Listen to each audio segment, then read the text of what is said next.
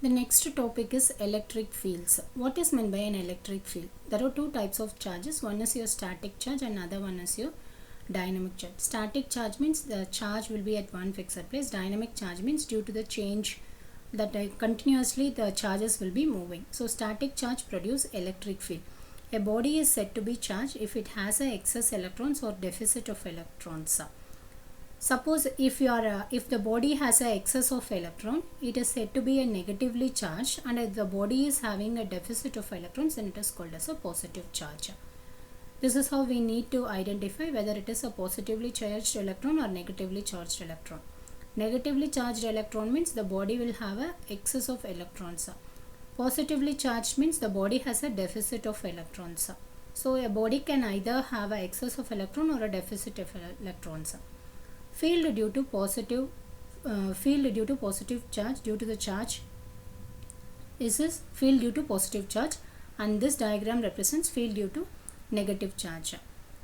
Like charges repel each other. So here means field due to positive charge means you have a positive charge, here you have a negative charge. You could see the arrow mark.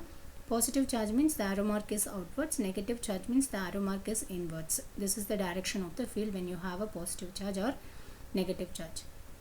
Field due to unlike charge. As you know, like charges repel each other and unlike charges attract each other. It is your unlike charges means two different electrons are there. One is your positive electron and another one is your negative electron. As we discussed in the previous figure, positive charge field will be outwards and negative charge field will be inwards. Like charges repel each other and unlike charge attract. So there will be a force of attraction between these two charges. Field due to like charges. So if both are like charges, the field will get repelled. So this is the arrow mark that is showing the repelling factor. And law of electrostatics. What is law of electrostatics? We have two laws. One is your Coulomb's first law and another one is your Coulomb's second law. Coulomb's first law will say like charges repel each other and unlike charge attract each other. It is the Coulomb's first law. What Coulomb's law second law says means it is also known as your inverse square law. Force of attraction or the force of repulsion is proportional to the magnitude of charges and inversely proportional to the square of the distance, as we discussed in the basics of your Coulomb's law. Next is here, this already we have seen, and now we will solve some problems under Coulomb's law. A point charge of 3 nanocoulomb is located at point 2, minus 2, 3 meter. Find the force on the another point charge of 2 nanocoulomb at point 3, 4 using vector point method. Express force in terms of rectangular component and as a magnitude and unit vector. Here it is very clear that we need to solve the problem in rectangular ordinate system, and we have two charge. One is 3 nanocoulomb, another one is 2 nanocoulomb. 3 nanocoulomb is placed at ordinate 2, minus 2, 3. It is x, y, z. And this 2 nanocoulomb is placed at 3, 4. And it is the point where we need to identify the force. Just convert this complete problem as a pictorial representation. So when you do so, it is your point A and this is your point B. Since at 2 nanocoulomb we need to identify your force, that where you have placed the 2 nanocoulomb, that is going to be your effect, and the other point charge is going to be your cause. So the distance between these two can be written as RAB. Why? Because always we need to represent it as cause number and effect number. So RA is nothing but 2AX minus 2AY plus 3AZ. RB is nothing but 3AX plus 3AY plus 4AZ. RAB vector is nothing but the difference between RB, effect distance, minus cause distance. While writing, you have to write the suffixes cause number and effect number. While calculating, you have to do it as effect distance minus cause distance. You have identified the vector RAB vector. Now magnitude of RAB vector is root of this 1 square plus 5 square plus 1 square. So you will get one answer. Unit vector is identified as RAB vector divided by magnitude of RAB. RAB vector identified as AX plus 5AY plus AZ, and the magnitude of RAB is 5.196 meter.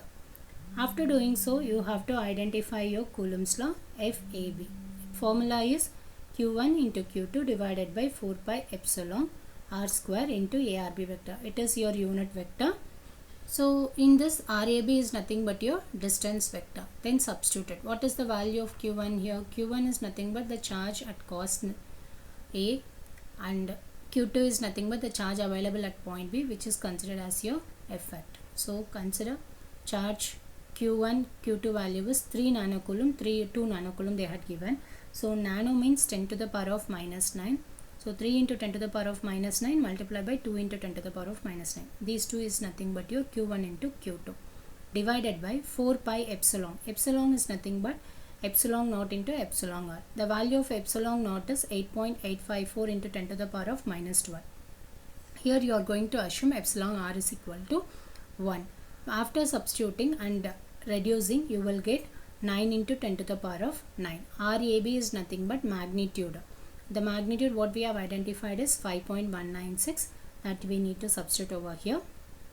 Dot product. Electrostatics means we have seen in the first few classes, we need to use a dot product with unit vector. Unit vector is RAB vector divided by magnitude of RAB. RAB vector is AX plus 5AY plus AZ divided by magnitude of RAB is 5.196, which we have to take from here. After solving, we'll have FAB is equal to 2 into 10 to the power of minus 9, 0.1924 AX plus 0.962 AY plus 0.1924 AZ Newton.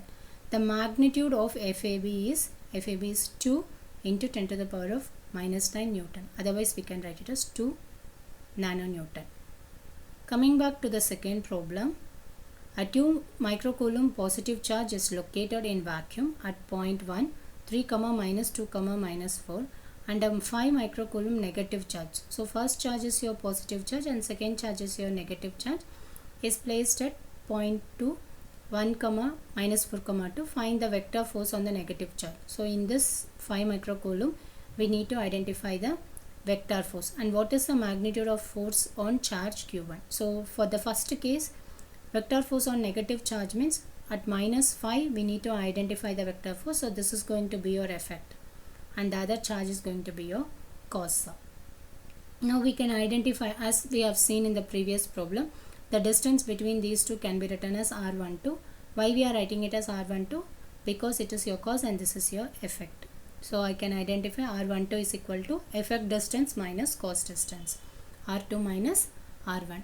R2 is AX minus 4AY plus 2AZ. R1 is 3AX minus 2AY minus 4AZ. So when you identify, you will get R12 vector. Magnitude of R12 vector is root of what magnitude? Minus 2 the whole square plus minus 2 the whole square plus 6 the whole square. So you will get one answer. That is your magnitude of R12 vector. Vector force acting on negative charge. So vector force acting at this particular point can be written as F12, because the second point is going to be your effect. So F12 is equal to Q1 into Q2. What is your Q1? 2 millicoulomb. Milli means 10 to the power of minus 3.